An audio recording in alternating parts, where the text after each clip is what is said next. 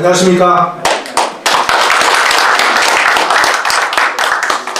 이 뜻깊은 자리에 이렇게 귀한 강의 기회를 주셔서 감사드립니다. 이번 그 탄핵 국면을 지나면서 우리 국민들이 굉장히 중요하게 깨달은 한 가지 사실이 있다면, 지금까지는 우리가 이 북한에 대한 어떤 경각심 이런 것들은 국민들이 상당히 많이 가지고 있었습니다. 그런데 중국 공산당이 한국을 얼마나 깊이 공작을 하고 있고, 중국 공산당의 영향력이 실제로 우리의 정치, 사회, 문화, 심지어 안보 문제에 얼마나 심각한 영향을 끼치고 있는지에 대해서는 전혀 인지를 하지 못한 상황이었습니다. 그런데 이번 그 탄핵 국면을 맞으면서 윤석열 대통령도 국민께 드리는 글을 통해서 중국 공산당의 이 간첩행위라든지 이런 것들을 직접적으로 언급을 하면서 이게 이제 표면적으로 이 문제가 드러나기 시작을 했고요. 그리고 이 트럼프 대통령이 2기 그 정부를 시작을 하면서 이 중국과 그야말로 관세 전쟁을 벌이면서 이제 이 미국과 중국의 신냉전이 본격화가 됐구나 하는 것들을 우리 국민들이 아주 뼈저리게 현실로 받아들이기 시작을 했습니다. 자, 그럼 우리 한국 국민들은 어떤가? 미국에서 나온 그 한국 관련 보고서를 보면 불행하게도 한국은 이대로 그냥 놔두면 그냥 중국의 소용돌이에 휩쓸려 들어가서 중국의 일개 성으로 전락할 가능성이 매우 높다라고 그렇게 이야기를 하고 있습니다. 왜 그런 걸까요? 우리 지금 한미동맹을 맺고 있는데 한미동맹을 깨고 중국하고 뭔가 손을 잡으려고 하는 이런 생각들은 이미 오래전부터 우리 정치권과 우리 언론에 깊이 뿌리박혀 있습니다. 이런 얘기 많이 들어보셨을 거예요. 안미 경중. 안보는 미국과 경제는 중국과. 이런 것들이 여과 없이 우리 국민들의 이 머릿속과 마음속을 점령하고 있습니다. 그러니까 미국에서 야, 안보는 미국하고 하고 경제는 중국하고 하면 니네들 한미 동맹 맞냐? 라고 직접적으로 직설적으로 이제 우리에게 질문을 하는 이런 상황까지 닥쳤어요. 이런 복잡한 문제가 닥칠 때 도대체 우리가 왜 중국에 대해서는 거의 무방비 상태로 이런 일들을, 중국이라는 것에 대해서는 한마디도 못하고, 중국이 뭐라고 얘기하면은 깨갱하고 어떠한 반발도 못하고, 반면에 일본에서 요만한 일만 벌어지면은 뭐 물고 뜯고 난리를 치는 그 논리구조는 무엇이냐, 이런 걸 우리가 안 하면 우리 역사를 들여다보면 쉽게 이해를 할 수가 있습니다. 우리 국민들 마음속에는 알게 모르게 이 사대주의, 친중 사대주의라고 하죠. 중화사상, 이런 것들이 우리의 이 유전인자 속에 깊이 뿌리박혀 있습니다. 사대주의라는 건 한마디로 얘기해서 우리는 작은 나라이기 때문에 우리 스스로 뭔가 우리가 그 안보를 유지할 수 없으니까 큰 나라에 의지해서 뭔가 우리의 독립자존을 지킨다. 뭐 겉으로 보면 굉장히 뭐 합리적일 수도 있는데, 문제는 이러한 이 사대주의가 강력한 어떤 중국에 의지하는 한국인들의 이 사대주의를 오래전부터, 몇백 년 전부터 우리에게 강요를 했고 그것을 받아들였고, 이제는 이것을 너무나 당연시하고 있는 이런 상황까지 와 있다는 사실입니다. 우리가 지금 뭐 명절 때 되면은 가족들이 다 뭐 고속도로가 미어터지도록 다 귀향을 해가지고 성묘를 하고 조상들에게 제사를 지내고, 한국인들의 모든 예절, 가치관, 도덕률 이런 건 전부 유교, 성리학에 뿌리를 대고 있습니다. 심지어 한국에서 유교식으로 제사를 지내는 가구가 71%로 조사되고 있습니다.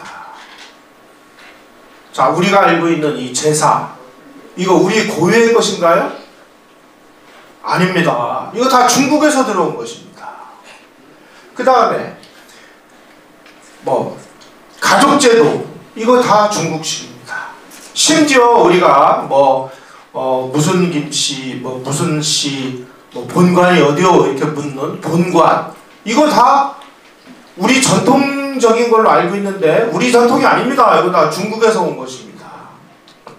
알게 모르게 한국인들의 이 DNA 속에는 아주 강력한 사대주의 중화사상이 몇백 년 이상, 심지어 1000년 이상으로 보는 학자들도 있습니다. 우리가 촉촉히 젖어 있었기 때문에 우리가 다 우리의 전통이라고 하는 게 알고 보면 우리 게 아니라 이게 전부 중국식이라는 것입니다. 그러다 보니까 우리의 이 지명, 한자로 된 지명들 보면 중국 지도를 갖다 놓고 학자들이 이제 우리 그 지명과 중국 지명이 얼마나 비슷한지를 연구를 해봤습니다. 현존하는 거의 모든 지명은 다 중국에서 가지고 온 것입니다. 한국에도 청주가 있고 중국에도 청주가 있고, 한국에 전주가 있으면 중국에도 전주가 있고. 저는 그걸 중국이 우리 거 갖다 베낀 줄 알았어요. 그런데 정반대였습니다. 한국은 리틀 중국입니다. 미국인들이 보기에. 그러니까 그냥 놔두면 그냥 중국의 일개성으로 휩쓸려 들어갈 가능성, 이것을 우려하는 것이죠. 통일신라 때서부터 산이라는 이름, 주가 달린 이름 다 중국 것을 그대로 갖다가 우리 걸로 만드는 것입니다. 여러분, 이게 중국 지명만 그런 게 아니고요. 우리가 쓰고 있는 이 성씨, 이 성씨도 다 중국식입니다. 혹시 여기 청주한씨 계십니까? 청주한씨들은 자기네 족보에 우리의 조상이 중국에서 온 기자의 후예다라고 이렇게 써놨습니다. 그런데 문제는 중국에서 왔다고 하는 이 기자라는 사람이 중국에서 왔는지 안 왔는지를 객관적이고 합리적이고 이성적이고 확실하게 이 사람이 중국에서 왔는지 안 왔는지를 입증을 할 수 있는 어떠한 근거도 존재하지 않는다는 사실입니다. 기자라는 사람이 중국에서 한반도로 왔는지 안 왔는지를 증명을 할 수가 없어요. 증명할 수가 없는데 이 청주한 씨들은 다 우리 그 기자가 우리의 조상이야 라고 족보에다가 써놓은 겁니다. 그 당시에 그 기록에 의하면은 이 기록도 이거는 신빙성이 없는 기록입니다. 기자를 따라서 5,000명의 중국인이 와서 한반도에다가 문명을 전파하기 시작했다. 그런데 그때 따라온 사람들이 봉화금씨, 태인경씨, 토상공씨, 미령로씨, 한평로씨들 각 성씨의 시조로 지금 기록이 되어 있습니다. 이 사람들이 중국에서 왔는지 안 왔는지는 상관없어요. 그 당시에 중화사상, 사대주의 사상 때문에 우리의 조상이 중국에서 왔어, 우리의 조상은 중국인이야 그러면은 높은 예우를 해줬기 때문에 거의 모든 한국의 성씨가 다 족보에 우리의 조상은 중국이야, 중국에서 왔어, 우리는 중국인이야 라고 기록을 해놨다는 것입니다. 그래서 이 족보를 연구한 그 전문가들의 이야기에 의하면 한국 족보의 80%가 자기네들 조상이 중국에서 왔다라고 기록이 되어 있습니다. 그러면 중국인들이 이걸 보고 한국을 뭐라고 얘기하냐면, 아니 너희들 족보에 지금 다 우리 조상들이 가서 너희들을 그 포트리 씨앗이니까 너희들은 뭐야? 너희들은 화교국가야. 화교국 가는데 어디 감히 싸가지 없이 말이야 한미 동맹을 맺어가지고 우리 중국을 이렇게 괴롭히는 거야. 빨리 한미 동맹 끊고 중국의 품으로 안겨. 이게 한중 동조론이라는 것입니다. 중국이 아무 근거 없이 그런 얘기를 하느냐? 천만의 말씀이에요. 우리 족보가 그 근거입니다. 우리 족보가. 이런 상황이 됐습니다. 지금 우리가.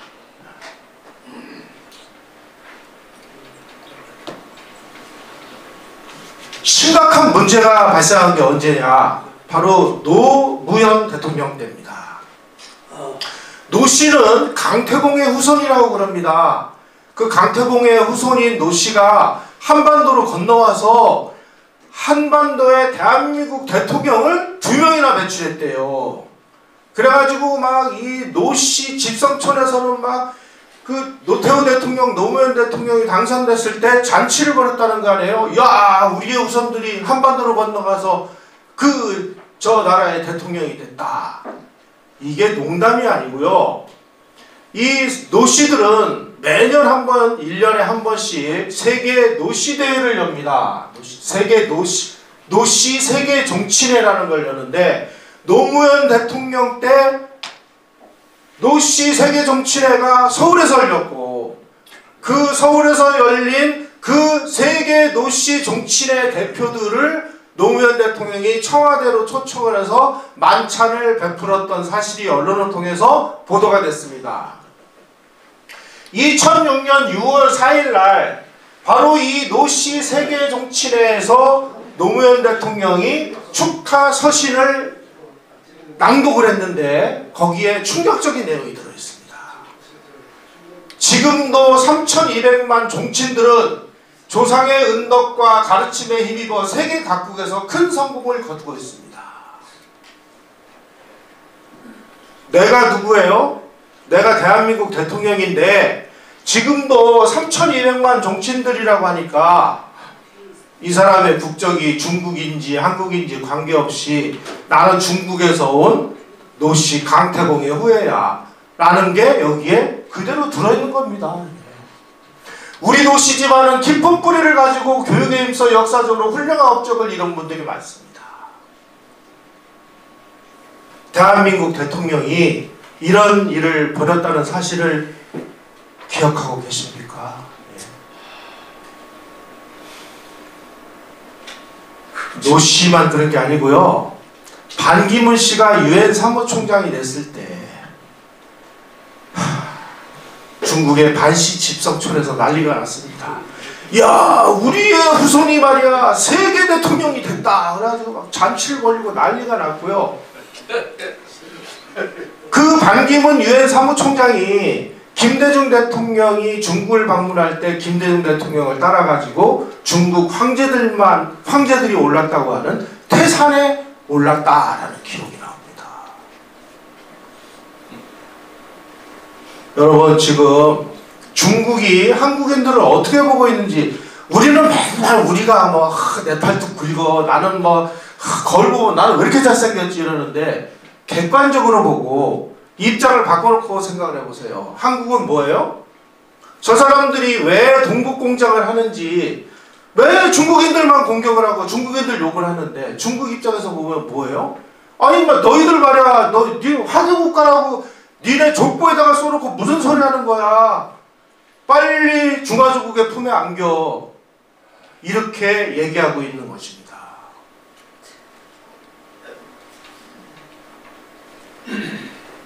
지금 현재 우리가 쓰고 있는 모든 이 이름 다 중국식입니다. 제가 아까 말씀드렸죠. 성씨도 다 그 중국 성씨가 많습니다. 뭐 거의 80%가 자기네들 조상이 중국인이라고 이미 이실직고를 해버렸으니까. 그런데 이름마저도 중국식으로 창씨 개명을 했습니다.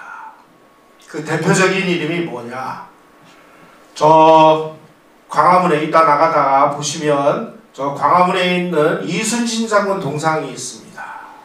그 이순신 장군의 아버지가 아들을 넷을 뒀어요. 그런데 이분이 중국글을 좀 읽었던 모양입니다.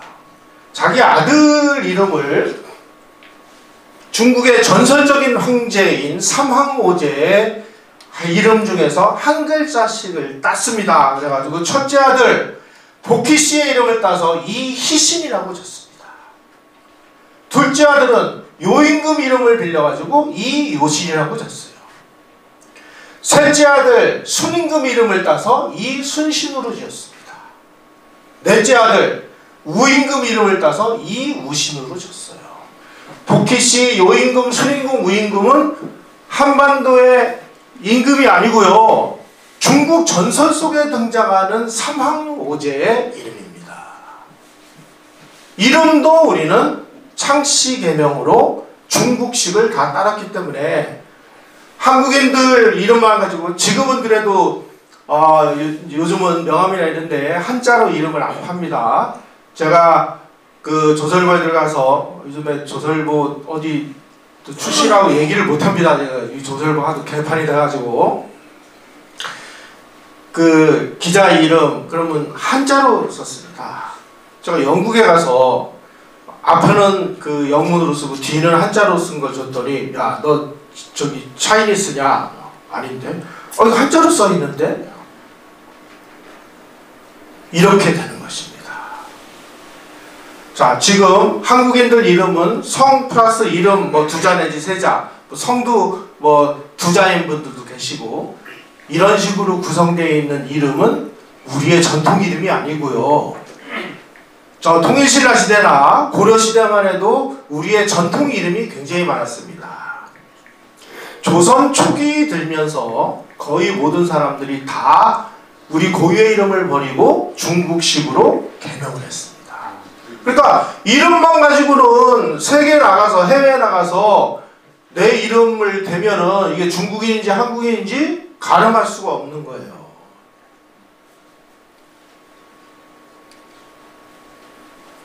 이게 언제 심각한 문제로 제기가 됐느냐? 바로 일제시대에 1930년대 후반에 일본 사람들이 우리 한국인에게 창씨 개명을 강요를 했다. 그런데 연구를 해보면요, 일본 사람들이 강요를 한 부분도 있고, 우리도 일본식 이름을 쓰게 해달라라고 엄청나게 청원을 한 사실도 밝혀졌습니다. 왜 그러냐? 일본 사람들하고 비즈니스를 해야 되는데 일본 사람들이 받침이 있는 이름을 발음하기가 일본 사람도 어렵습니다. 그러니까 비즈니스 하다 보면 이름이 이제 어려우니까 우리도 일본식 이름을 쓰게 해달라. 아니 우리도 이제 일본하고 내선일체가 됐는데 왜 우리는 일본 이름을 못 쓰게 하느냐? 그래 우리도 일본 이름을 쓰게 해달라라고 많은 사람들이 청원을 했어요. 조선 총독부가 한국인들에게는 일본식 이름을 못 쓰도록 총독 이름으로 강제를 했습니다. 못 쓰게. 그런데 계속 쓰게 해달라고 하니까, 야, 이거 이름까지 우리가 못 쓰게 해야 될 이유가 뭔가. 그리고 지금 우리가 내선일체인데 이 사람들도 우리랑 똑같은 일본인으로 대우를 해줘야 되는 거 아니냐. 이름을 쓰게 하자. 그게 창씨개명입니다. 이렇게 되니까 많은 한국인들이 이거 우리가 지금 쓰던 거하고 다른 이름을 왜 우리에게 쓰라고 하는 거야? 이런 일종의 이제 문명 충돌이 벌어지면서 창씨개명을 둘러싸고 많은 논란이 벌어집니다. 이 창씨개명의 핵심은 뭐냐? 일본 사람들의 이 머릿속에는, 야, 너희들 그동안에 수천 년 중국의 영향에서 살았는데 이제 너희들은 이제 우리하고 같은 나라가 됐잖아. 그리고 너희들 중국 문명에서 태를 가르고 이제는 일본 문명에 편입을 해 라고 얘기하는 거고, 일부 사람들은 아이고 우리가 왜 이름까지 바꿔야 돼 라고 저항을 하는 거고, 이러한 어떤 문명사적인 큰 충돌이 이 창씨개명 안에 들어있었던 것입니다. 자, 그러면 우리가 여기서 한 가지 중대한 의문을 제기를 하죠. 중국식 창씨개명은 되고 일본식 창씨개명은 왜 안 되는 거예요? 그 법칙은 누가 만드는 거예요? 바로 한국인들이 몇천 년 중국 문화에 익숙해지고 사대 문화에 익숙해지고 중화 사상에 절다 보니까 이런 일이 벌어진 것이죠. 그렇게 한반도에 몇천 년 동안 아주 지대한 영향을 미쳤던 이 중국이 공식적으로 한반도에서 손을 끊고 나간 것은 1895년 4월달 시모노세키 조약이었습니다. 청일전쟁에서 패해서 일본의 주도권을 넘겨주고 손을 떼고 나갔습니다. 그래서 1800 청일전쟁은, 그리고 청일전쟁을 마무리 짓는 시모노세키 조약은 사실은 한반도에 문명사적인 대전환을 이루는 그 전기였습니다. 그렇게 쫓겨났던 이 중국이 다시 한반도에 결정적인 영향력을 행사하기 시작한 것은 6.25 때였습니다. 중국이 6.25 때 지금 학자들이 연구해 보면은 병력을 300만 명을 보냈다고 합니다. 그 중에 80만 명 정도가 죽거나 다친 걸로 통계가 나와 있습니다. 그러면 중국이 1949년 10월 1일 날 간신히 이제 그 장개석 군대를 대만으로 내쫓고 이제 중화인민공화국을 세운 지 1년밖에 안 된 이런 나라가 어떻게 300만 대군을 보내서 한반도에서 미군과 싸웠을까요? 싸울 이유는 무엇이었을까요? 바로 한국에 대한 영향력을 다시 찾기 위한 자기네들 나름대로의 아주 고도의 정치 행위를 한 것이죠.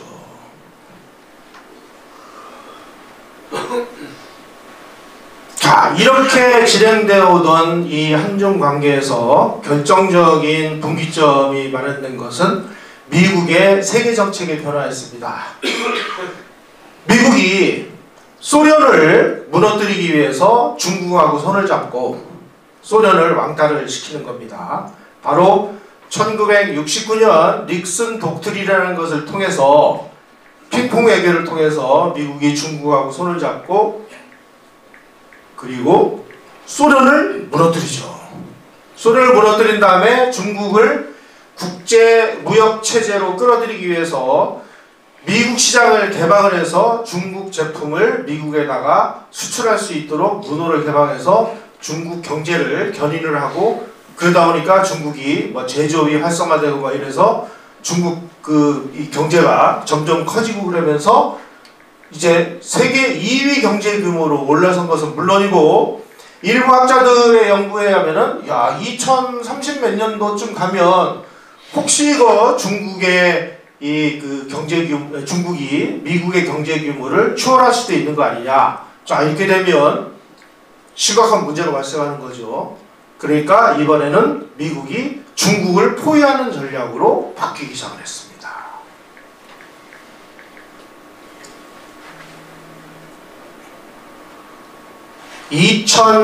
그러니까 오바마 대통령 시절에 굉장히 흥미로운 그 용어가 등장을 했습니다. 오바마 대통령 이전에는 한반도는 미국 전략의 린치필이다라는 표현을 절대 사용하지 않았습니다. 한반도 린치필이라는 용어는 미일 관계를 이야기할 때 린치필이라는 용어를 사용했습니다. 린치필이라는 것은 바퀴와 바퀴축을 연결하는 그 핀인데, 이 핀이 빠져버리면은 바퀴하고 이 바퀴축이 빠져버리니까 힘을 못 씁니다. 미국이 일본하고의 관계를 이야기할 때 린치필이라는 용어를 썼는데, 오바마 대통령 시절에서부터 한반도는 미국의 인도 태평양 전략의 린치필이다라는 용어가 처음으로 등장하기 시작했어요. 자, 그 이후에 중국 포위 전략이 아주 그야말로 노골화되기 시작을 했습니다. 벌써 미국이 이 중국 포위 전략을 시작한 것은 상당히 역사가 오래됩니다. 이렇게 그 포위 전략을 쓰고 있으니까 중국도 자기 나름대로 이제 살아야 되겠죠. 이런 과정에 이제 미국과 중국의 신냉전이 시작이 되기 시작했습니다. 시진핑이라는 사람 시대에 와가지고 드디어 이제 시진핑은 중화민족의 위대한 부흥을 선언했습니다. 이걸 이제 신중화주의라고 얘기하는데, 시진핑의 주장에 의하면은 2049년이 중국 공산당, 그러니까 이 중공이 1949년 10월 1일 날 정식으로 수립이 됐는데, 100주년이 되는 2049년까지 미국을 꺾고 중국이 세계 패권국이 되겠다. 그래서 전 세계를 과거처럼 중국 중심의 책봉 조공 체계로 재편을 해가지고 중국식 사회주의를 이 지구상에다가 완성을 하겠다. 이게 바로 이 시진핑의 신중화주의고, 바로 이 신중화주의를 중국몽이다 이렇게 선언을 했습니다.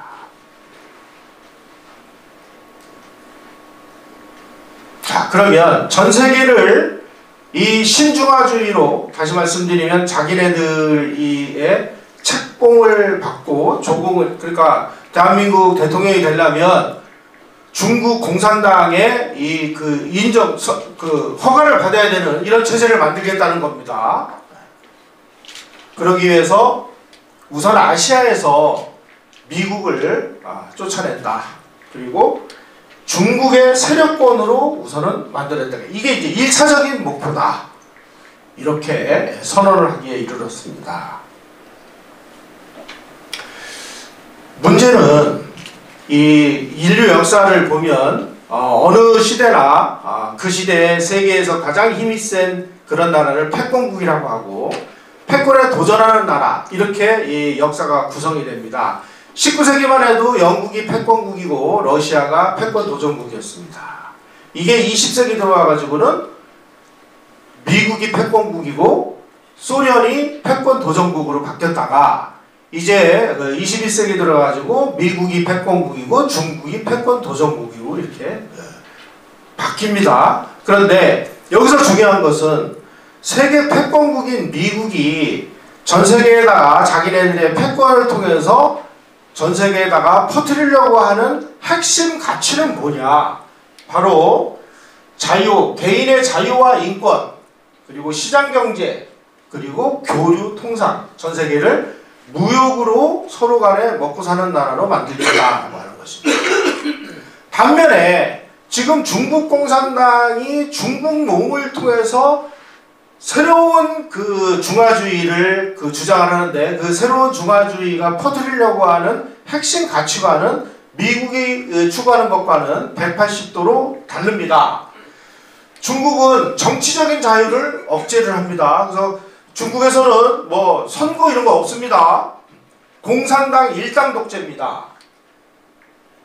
바로 이러한 정치적 자유를 억제하고 중국 공산당 일당 독재 시스템을 유지하고, 그리고 경제에 있어서는 국가가 통제하는 경제, 개인의 자유 따위는 존재하지 않는 이런 세상을 만들겠다고 하는 것이 중국이 추구하는 핵심 가치이기 때문에 이게 문제가 되는 것이죠. 따라서 이 미국이나 이 서양의 학자들은 야, 이런 게 중국몽이면 이런 것을 중국 특색의 사회주의라고 표현하는데, 이 중국 특색의 사회주의는 중국몽이 아니라 이건 중국 악몽이다. 이게 나이트메어다. 이렇게 표현을 하고 있습니다.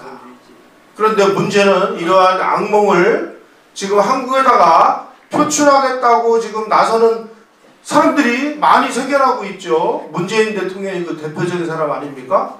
이 양반이 중국에 가가지고 뭐라고 연설했어요. 베이징 대학에 가서 뭐 중국은 높은 산, 우리는 작은 봉우리, 우리는 중국의 중국몽에 함께하겠다. 이 양반이 중국몽이 뭔지 모르고 이런 얘기를 했을까요? 그런 면에서 문재인은 확신범입니다. 자, 아까 말씀드린 대로 2049년에 이제 세계 패권을 통한 중화주의 선언에서 1단계로 아시아에서 미국을 축출하는 것을, 이걸 반접근 지역거부 전략이라고 하는데, 영어로는 뭐 A2AD라고 하는데, 이 안에 미국이 들어오지 못하도록 하겠다. 그래서 이 동북아 질서를 과거 명나라 시절처럼 자기네들 주변에 있는 나라들을 전부 책봉 조공 시스템으로 바꿔서 우선 아시아를 우리가 먼저 차지하겠다. 다시 말씀드리면 일본이 대동아 공영권을 만든 것처럼 중국도 중국 중심의 대동아 공영권을 만들겠다. 그게 바로 A2AD 전략이라는 것입니다. 자, 이런 과정에서 또 미국과 중국의 신냉전이 심화되는 과정에서 결정적인 전략적인 중요성이 대두되는 지역으로 등장한 것이 바로 대만하고 한반도입니다. 왜 그러냐? 만약에 대만이 중국에 넘어가면 이쪽을 통해 가지고 태평양으로 나가는 통로가 뻥 뚫리는 것이죠. 대만이 지금처럼 이렇게 자유세계의 일원으로 남아있으면 중국이 뭐 함부로 이렇게 나가다가 뒤통수를 얻어맞으니까 대만은 아주 골치 아픈 중국 입장에서는 그런 존재가 되고, 자기네들이 미국과 미중 신냉전, 지금 미국이 자기네들을 포위하고 있는 과정에서 이 포위망을 돌파하는 과정에서 가장 핵심 위치는 바로 대만이고 한국이라는 것입니다. 더군다나 이 대만하고 한국은 중국이 아주 그 첨단 기술을 실현하는 데 있어서 결정적으로 중요한 바로 반도체 기술, 이런 첨단 산업 기술을 가지고 있는 나라라는 공통점이 있습니다. 거기다가 지금 한국은 주한미군이 주둔하고 있어요. 때문에 중국 입장에서 보면 이 미국의 이 중국 포위 전략을 구멍을 내기 위해서 아주 결정적으로 요 두 지역 중에 하나를 뻥 하고 뚫어내야 되는데, 그 중에 대만과 한국이 연계가 다 있다는 사실입니다.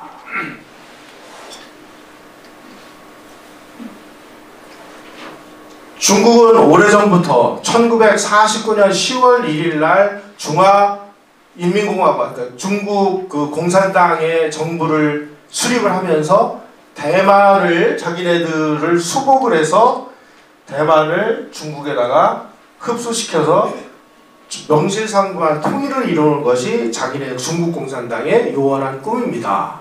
그래서 여차하면 중국을 지금 대만을 어떻게 하기 위해서 뭐 대만 포위 전략, 뭐 대만 포위 훈련 이런 걸 자주 합니다. 요즘에도 뭐 언론 보도 보시면 가끔씩 합니다. 그때 중국이 가장 좀 껄쩍지근한 게 뭐냐면 한반도에 있는 주한미군이에요. 여차하면은 뭐 평택기지, 강정마을, 뭐 강정기지에서 그냥 뭐 날라오면 아유 골치 아픈 거죠. 그런 의미에서 대만하고 한국은 어떤 면에서 미중 신냉전이 진행되는 과정에서 공동 운명체로 지금 묶여버린 연상원이 됐습니다. 자, 중국 입장에서 보면 한반도의 주한미군이 얼마나 거추장스러운 존재겠습니까? 그런 면에서 중국 공산당과 북한은 주한미군의 축출이라는 면에서 공통의 분모를 가지고 있습니다. 따라서 지금 현재 중국 입장에서 볼 때, 야, 저 한국 저거 그냥 한 번에 그냥 작사를 내버릴까? 그런데 아니 뭐 중국이 한반도 한국에 있는 뭐 한국을 군사력을 동원해서 두들겨 패려고 하면 미국이 가만히 있겠어요? 일본은 가만히 있겠어요?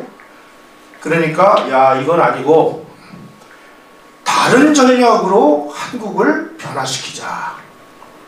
우리가 무슨 굳이 뭐 돈 들이고 뭐 해가지고 군사력 동원해가지고 이거 한국을 접수하려면 뭐 주변국들이 가만히 안 있을 테고, 또 무기값이 얼마나 비쌉니까? 대포 하나에 몇 발이 얼마나 가요? 이 돈 많이 드는 거니까 돈이 안 드는 전략으로 바꾸기 시작을 합니다. 중국은 미중 신냉전 과정에서 미국의 포위망을 뚫기 위해서, 다시 말씀드리면 중국몽을 실현하기 위해서 미국의 대중 포위망을 뚫어야 되는데, 그 중에 가장 약한 고리를 한국으로 보고 있습니다. 그래서 중국은 아주 오래전부터, 제가 중국을 다니기 시작한 게 1993년부터 중국을 다니기 시작을 했습니다. 제가 신분이 노출돼가지고, 저는 이제 중국 공안 입장에서 볼 때, 저는 이제 요주인물, 요시차인물로 찍혀가지고, 그때만 해도 전부 이제 단수 비자를 받아가지고 입국을 했는데요. 호텔에 들어가서 가만히 보니까 어느 호텔에 이제 체크인을 할 때 보면 이 사람의 여권 번호를 찍어놓고 비자 넘버를 찍어놓습니다. 그러면은 요주의 인물이 무슨 호텔 몇 호실에 투숙됐다는 게 중국 공안 컴퓨터에 딱 뜨게 되어 있습니다. 그러면 한 3시간 정도 지나면 그 호텔 그 입구에 아주 건장하게 생긴 몇 사람이 제가 이렇게 나가면 힐끔힐끔 쳐다보면서 아는 척을 합니다. 우리가 너를 지금 감시하러 왔거든. 그러니까 너 조심해. 그래서 조심하면 건드리질 않습니다. 근데 이제 일이 너무 바빠가지고 이 친구들이 나를 따라다니지 아닌지 가끔 잊어먹을 때가 있어요. 그럼 가끔씩 와가지고 표시를 내줍니다. 우리 너 감시하고 있거든. 이렇게 표시를 내줘요. 지금까지 우리는 중국이 우리랑 똑같은 가치를 가지고 있는 자유민주 국가라고 착각을 해온 거예요. 저는 그런 일을 당하면서 중국에 갈 때마다 막 소름이 끼칩니다. 야, 얘네들이 나의 일거수일투족을 지금 다 들여다보고 있구나. 이놈들이 자기네들의 체제를 위해서, 체제를 지키기 위해서 시간과 비용과 인력을 아낌없이 투입을 하는 이 사회주의, 일당 독재, 공산주의 국가구나라는 것을 우리는 몇십 년 동안 까먹고 있었던 겁니다.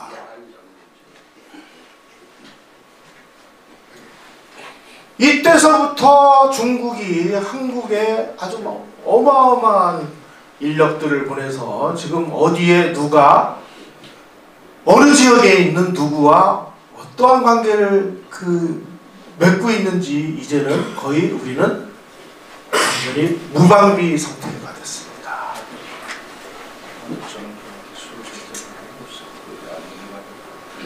박근혜 대통령이 2016년 7월 8일 날 주한미군의 사드 배치를 결정을 했습니다. 그때 막 난리가 났죠. 그런데 주한미군의 사드를 배치해서 북한 미사일 조기경보 능력, 중국 미사일, 러시아 미사일 조기경보 능력을 우리가 갖추는 게 우리 국가안보에서 뭐가 문제가 있는데 국내 좌파들이 사드 배치 반대하고 성주에 참외가 어쩌고 저쩌고 난리 부르스를 춘 거죠. 예? 더 아주 의미심장한 것은 박근혜 대통령이 사드 배치를 결정을 하고 난 3개월 후부터 촛불 시위가 이어져서 박근혜 대통령이 탄핵당했습니다. 그때 언론 보도를 보세요. 광화문에서 벌어진 촛불 시위에 왜 중국 유학생들이 조직적으로 등장을 했을까요? 이게 뭘 뜻하는 것일까요? 박근혜 때만 그랬던 것이 아닙니다. 윤석열 대통령이 취임한 이후에 지속적으로 문재인 정부가 추진했던 친중 반미 외교 노선을 전면 폐기를 했습니다. 그리고 미국과의 동맹관계를 대대적으로 강화를 해가지고 캠프 데이비드에 가가지고 한미일, 인도, 태평양 지역 및 전세계 평화와 번영을 위한 협력을 강화를 해서 확장 억제 및 연합훈련, 경제협력, 경제안보를 대대적으로 강화했습니다. 이게 캠프 데이비드 정신이라는 것이죠. 중국이 이걸 보고 야, 이거 윤석열 안 되겠네 이거. 우리가 그동안에 문재인 정부 때 이렇게 갈고 닦아가지고 열심히 친중 정부를 만들었는데 윤석열이 와가지고 산통을 다 깨버린 거예요. 그래서 무슨 일이 벌어졌습니까, 여러분? 2023년 6월 8일 날 주한 중국 대사, 이 사람이 싱하이밍이라는 사람입니다.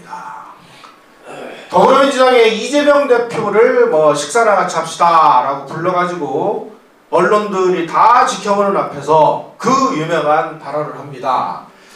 이렇게 발언했습니다. 윤석열 대통령은 미국이 승리하고 중국이 패배하는 것에 배팅하고 있는 것 같다.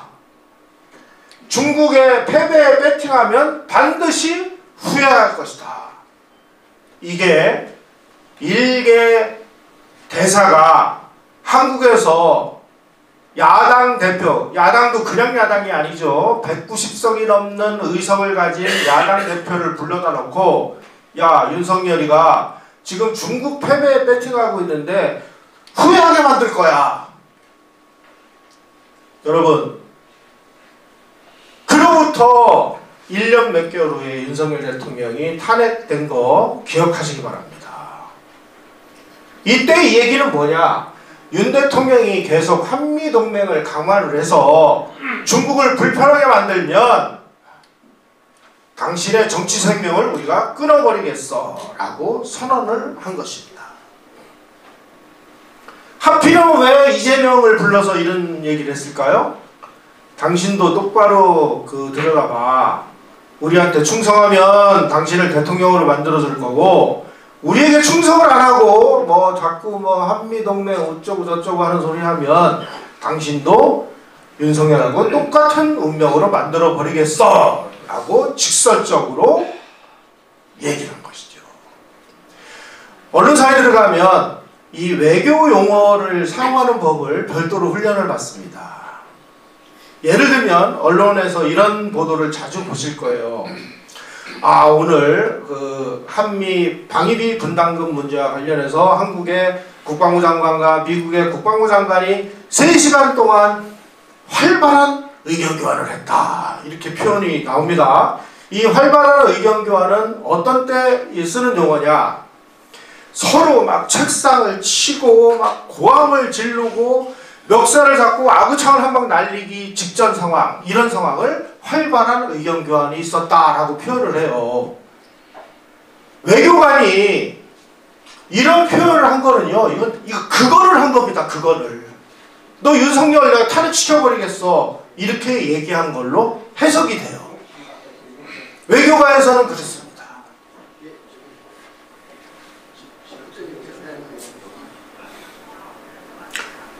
그로부터 1년 6개월의 윤석열 대통령이 왜 탄핵을 당했는지, 그리고 윤석열 대통령이 비상계엄을 선포한 후에 중국 사람이 저 부산에 있는 그 해군 작전사령부 기지에서 들어온 그 미국 항공모함을 촬영하다가 간첩으로 체포됐는데 이 간첩을 처벌할 수 있는 법적 권한이 아무것도 없어가지고 풀어줄 수밖에 없었다라는 얘기를 왜 했는지 우리가 똑바로 알아야 될 때가 왔습니다.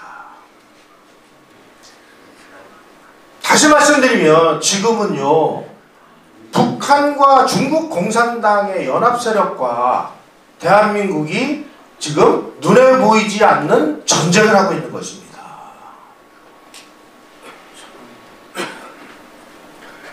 중국 공산당은요, 중국 대륙을 집어삼키는 과정에서 써먹은 수법이 뭐냐면 전부 지도층 약점 잡기, 매수하기, 그 다음에 하다 안 되면 테러해서 죽여버리기, 뭐 이런 방법입니다.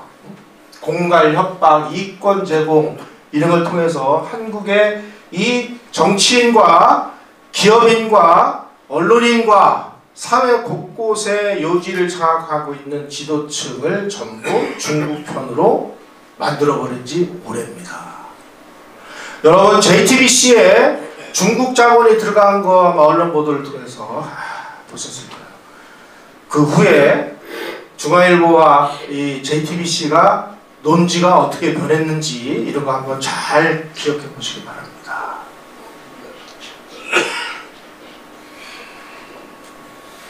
아니, 굳이 뭐 비싸게 대포탄 날아가면서 주변국에 그 긴장감을 높여가면서 그런 식으로 전쟁할 필요가 뭐 있어요? 자기네들의 그 목적만 수행하면 되지. 중국이 지금 하려고 하는 건 뭐예요? 한국을 접수해서 자기네 나라로, 자기네 땅으로 만들려고 하는 게 중국의 목적이 아닙니다. 한국 정부가 한미동맹을 끊고 자기네들 말 잘 듣는 정부로 길들이기만 하면 되는 거예요.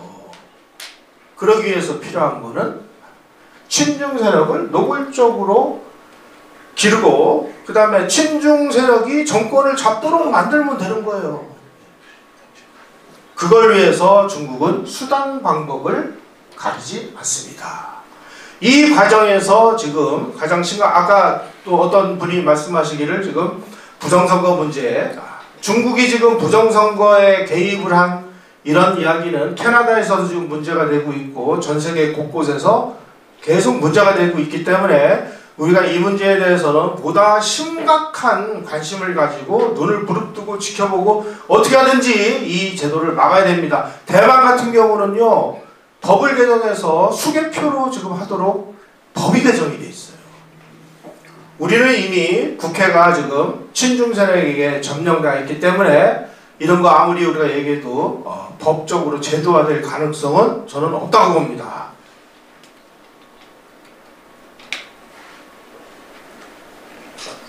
자, 이런 관점에서 우리가 저 광주광역시에 정율성 공원이 어떻게 세워졌는지 한번 들여다보시죠.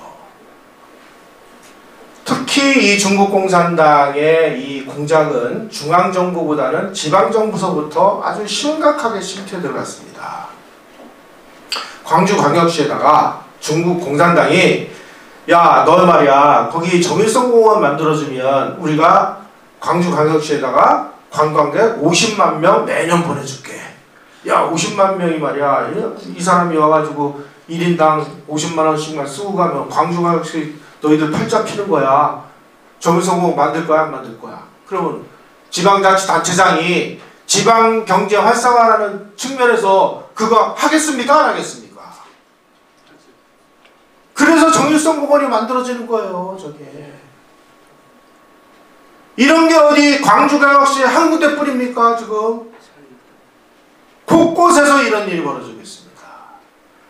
아니, 왜 중국인만 투표권을 왜 가져요? 그러면 한국인이 중국 가가지고 투표권을 지금 가지고 있습니까? 근데 왜 그런 중국인에게 특혜를 주는 법, 지금 화교들에게 특혜 주는 법이 지금 몇 수십 가지가 만들어졌는데 이거 왜 그렇죠? 우리도 모르는 사이에 누군가 중국에게 매수된 이런 정치인과 그 다음에 관료들이 중국의 명을 받고 중국에게 유리한 법안을 만들어낸 지가 이미 오래됐다는 사실입니다. 바로 이러한 전략이 뭐냐? 초한전이라는 것입니다. 초한전. 초한전을 이렇게 얘기하면 무슨 초나라와 한나라의 전쟁이라고 이렇게 생각하시는 분들이 그게 아니고요. 한계를 초월한 전쟁이다.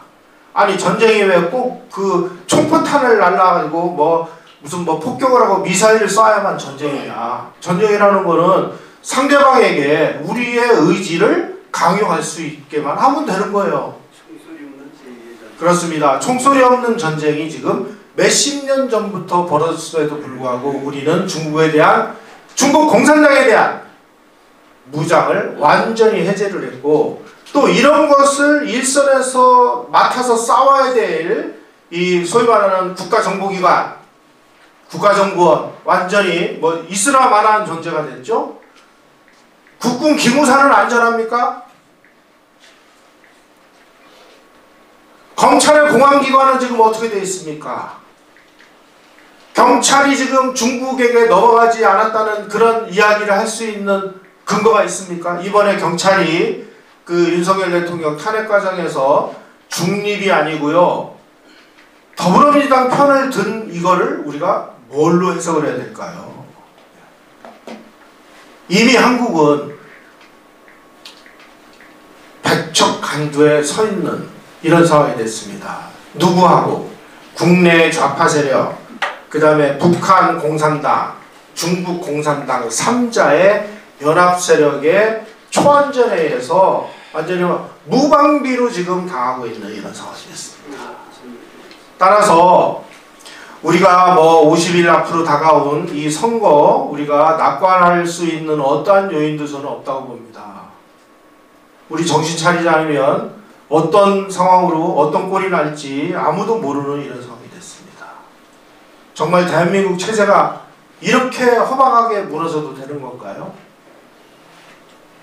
그 근저에 중국 공산당, 중국에 대한 이 무방비 상태나 다름없는 이 한국인들의 이 문화적인 이 성과음은 뭐냐? 바로 이 한중 동조론이라는 것이 지금도 우리의 DNA에 강력하게 흐르고 있기 때문입니다. 시진핑하고 트럼프 1기 시절에 트럼프 대통령이 정상회담을 한 다음에 아주 유명한 얘기를 했습니다. 트럼프 대통령이 이렇게 얘기했습니다. 아니, 시진핑 주석이 한반도 역사를 말하면서 한국은 사실 중국의 일부였다라고 말했다. 내가 이 얘기를 듣고 나서 북한 문제 쉽지 않겠구나 이렇게 느꼈다. 예, 다 끝났습니다. 예, 이제 1분 남았습니다. 이건 무슨 얘기냐? 시진핑가 한 얘기는 바로 아니 지금 그 한국은 이게 뜯어놓고 말아봐요. 얘네들 지금 우리에게 그 조공을 바치고 책봉을 받은 지가 이미 500년이 넘었는데 어디 미국이 와가지고 말이야 한반도에다가 그 밥상에다가 숟가락 얹으려고 하느냐. 이거 우리 거니까 손 떼고 나가쇼. 이렇게 얘기한 거랑 마찬가지라는 뜻입니다. 자, 이게 정말 이 한중 동조리라는 것에 우리 스스로 우리 발목을 매버렸습니다. 그래서 정말 우리가 정신을 바짝 차리려면 어르신들 댁에 가셔가지고 족보 꺼내가지고 바로 불태워버리십시오. 이거 안 하면 우리 중국의 족쇄로부터 우리 벗어날 수 없습니다. 그러니까 이 중국 외교부 아주국 부국장이라는 이런 그 하급 말단 관리가 우리가 박근혜 대통령이 사드 배치한다고 그러니까 소국이 대국에 대항해서 되겠냐 이런 얘기를 해도 한국인들은 찍소리도 못하는 한마디로 바보 멍충이들이 돼버린 것이죠. 만약에 일본이 저 남해 어디에다가 저런 인공 구조물을 불법적으로 설치해놨다면 아마 대한민국이 다 발칵 뒤집어졌을 거예요. 중국이 설치하니까 찍소리도 못하죠. 이게 한국인의 속성이라는 거예요. 노무현이 2003년에 청와대를 방문해서 모택동과 덩사평을 존경한대요. 박원순이가 파리가 말리를 가는데 날아갈 수는 없지만 중국이라는 말궁중에 딱 붙어서 가야 된대요. 그럼 웃기는 놈이 서울시장이 됐다는 겁니다. 아까 말씀드린 문재인이 중국 몸을 함께 하겠대요. 자, 그러면 이런 얘기를 들은 미국 그 정부 관계자들은 한국 뭐라고 얘기하겠어요? 아이고 너희들 중국하고 잘해봐. 그리고 손 씻어도 우리는 할 말이 없게 된 거죠.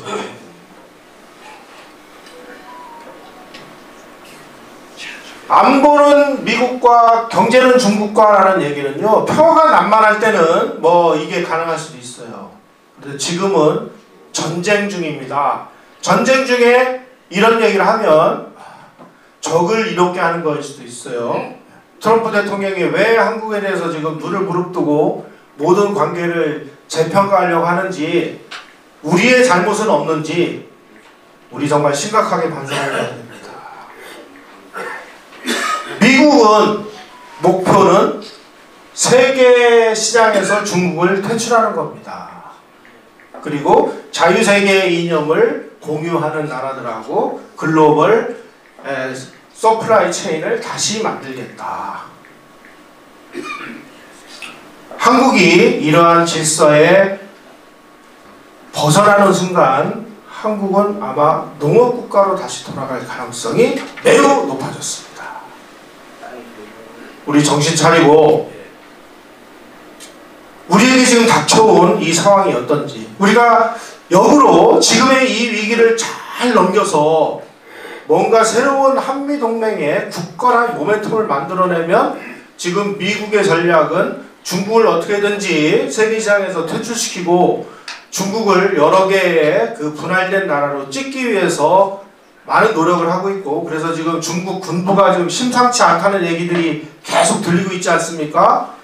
우리에게는 결정적으로 기회가 될 수도 있고 위기가 될 수 있는 상황이 우리 눈앞에 닥쳤습니다. 이것을 기회로 만드느냐 아니면 영원히 우리가 퇴락하는 그런 바보 같은 짓을 하느냐는 우리 지도부의 선택에 달려있다고 봅니다. 여기 계신 분들은 많은 그 노력을 하고 나라를 구하는 현장에 서셨고 지금도 그런 일을 하고 계시지만 지금보다 더 큰 노력이 필요할 때가 왔다. 경우에 따라서는 우리가 목숨을 걸고 대한민국의 이 가치를 지키기 위해서 정말 목숨을 걸고 싸우지 않으면 안 되는 이런 상황이 왔다 라는 결의를 다시 한번 다지는 계기가 되었으면 합니다. 고맙습니다.